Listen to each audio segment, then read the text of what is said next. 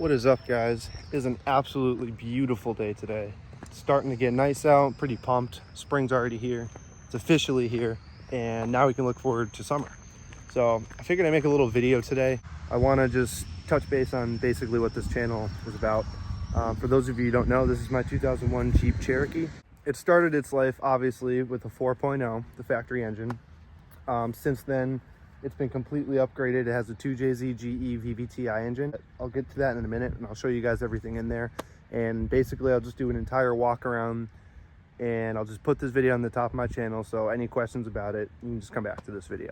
Fun fact about this Jeep too, before it was 2JZ swapped, it had a 4.0, which was turbocharged, and it used to do hill climbs. It actually was built for hill climbs, which is pretty amazing. I've never seen a Jeep Cherokee do a hill climb. Pretty cool. I don't know if he did that with the 2JZ at all, but hell, the body definitely shows it's been through some hill climbs for sure. Although this Jeep looks really clean, I can assure you that there's a lot of hidden damage on this Jeep. A lot of people always comment about this, say it's super clean. Like, yeah, it's not bad.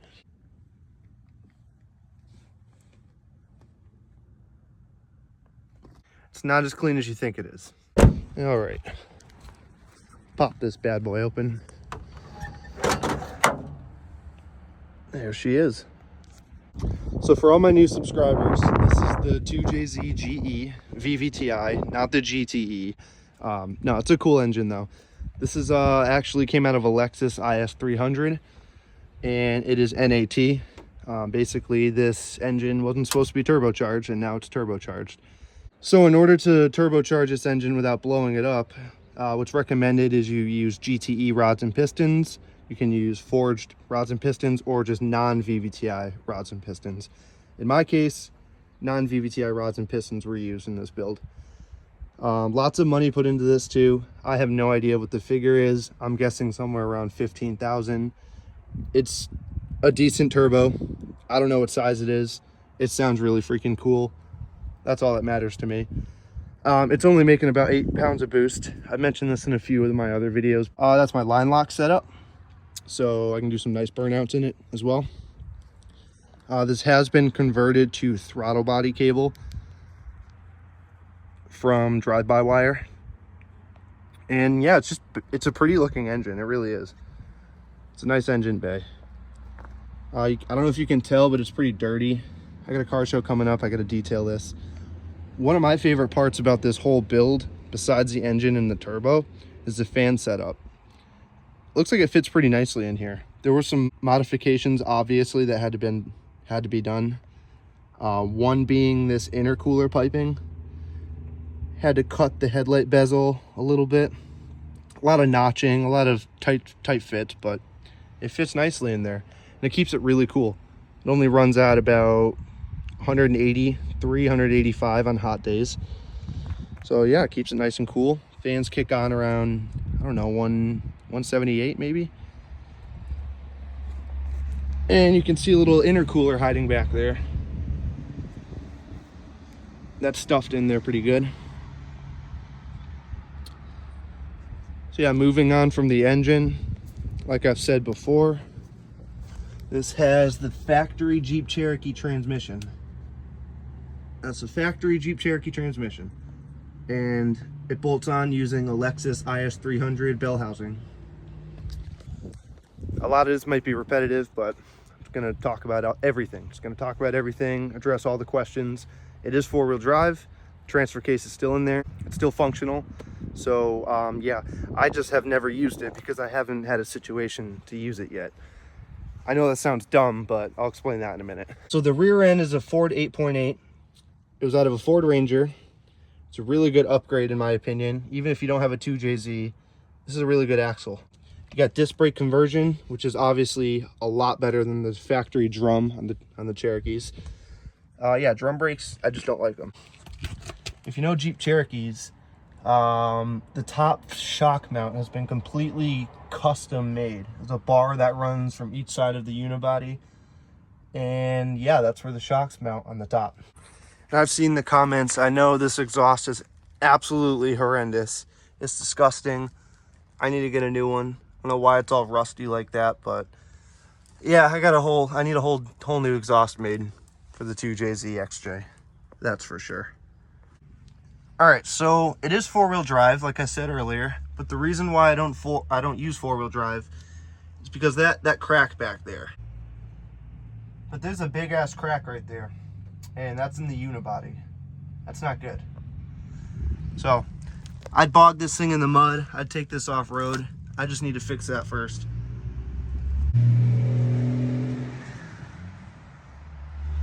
Someone's spooling. Anyway, so there's the engine. Came out of a Lexus IS300, VVTi GE NAT, 2001 Jeep Cherokee Sport, automatic AW4 with the little shifter. Forgot to talk about that. So that's my little shifter there. That lets you control the solenoids electronically. You can shift through 5 gears, which is pretty cool. On the highway, I can be going like 70, 80 miles an hour, really low RPM. And next to that, I got my 2-step. That's my 2-step button, and that's my line lock. And that little guy right there, that's the rolling anti-lag. Pretty basic interior other than the tablet right there. But yeah, it's basically just a tablet. Ran down to my ECU. There's the old Mega Squirt ECU. And that's what this tablet is ran off of. It's just a Walmart Android tablet, pretty cheap. And it runs on an app called Shadow Dash. As for tire and lift setup, I was told it's a rough country, 4.5 lift. And it's got 35 by 12.5 inch tires on them. Pretty cool looking setup. In my opinion, what I want to do with this Jeep, it's pretty useless. So I'm going to put some probably all-terrain tires on it and get it looking a little more street Jeep. I know it's going to piss a lot of people off, but hey, newsflash, Jeeps don't always need to do Jeep things, especially in this case.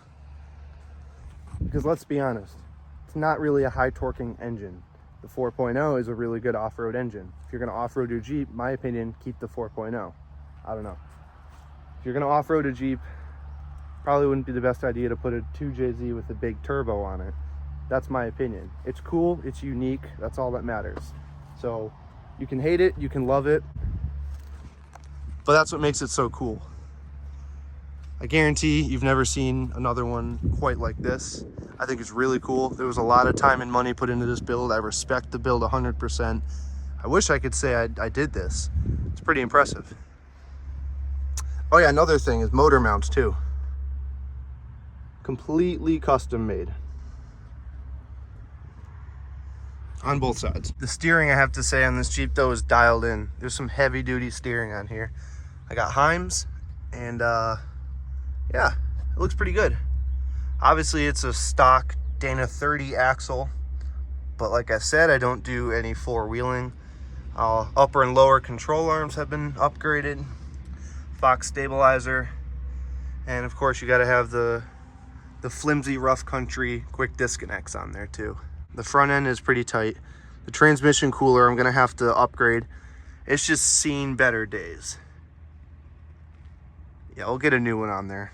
So if you own this Jeep, you could do whatever you want with it. My plans for this Jeep is kind of keep it relatively the same with a few modifications. I want to get it at more of a factory level height, put some all-terrains on it, some more practical tire and wheel setup.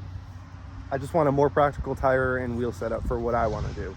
And I think that I'll get a lot more drivability out of this Jeep if I put some better tires on it that'll handle what I want to do with this Jeep, not go off-road. Basically be a pavement princess. I'm sorry to say it. She's a pavement princess. So yeah, that's the Jeep Cherokee. 2JZ swapped. Subscribe, like if you haven't already. So yeah, lots of more content to come with this thing.